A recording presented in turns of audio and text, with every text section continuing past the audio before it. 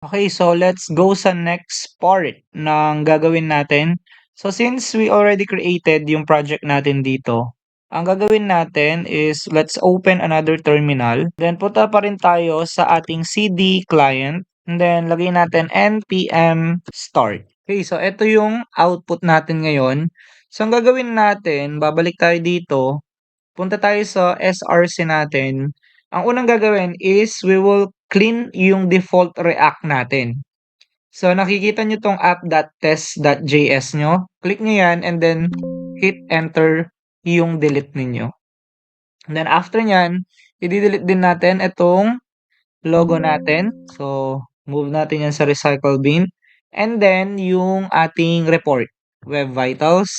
So let's delete it. Then, yung last natin will be yung setup test. So, didelete din natin yan. So, yun yung mga part na need nating i-delete para sa cleaning ng default React project natin. Now, ang next na gagawin natin, pupunta kayo dito sa app.js natin. And, ang gagawin nyo is, i-remove nyo lahat ng code natin dito. So, ang first step is we create yung function natin and then we will call it app pa din naman. Then after nyan, opening and closing, curly bracket tayo. And then sa pinaka-last, ilalagay nyo lang yung export default app. So, ginagawa natin yan para yung React app natin, ma-import natin siya into other classes or files. So, yun yung purpose niya, bakit kayo nag-export default. Now, next, is ilalagay natin yung magiging return natin dito.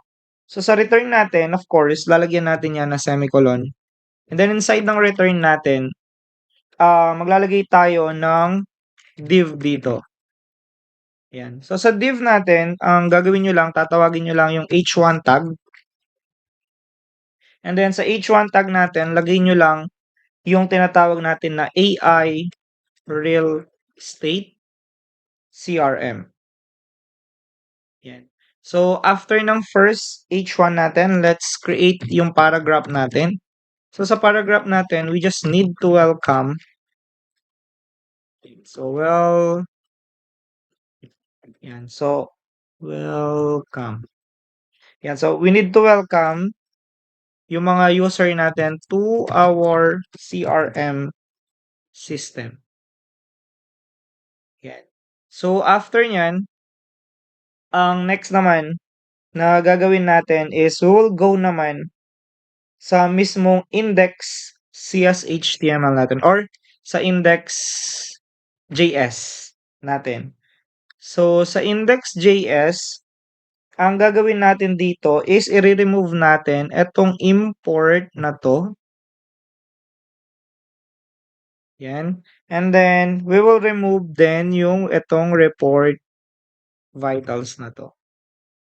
Yan. So, mapapansin nyo, successfully na yung mismong project natin. So, hindi na siya nagkakaroon ng error. Why we need to remove it? Kasi nag-remove tayo dito kanina ng mga files.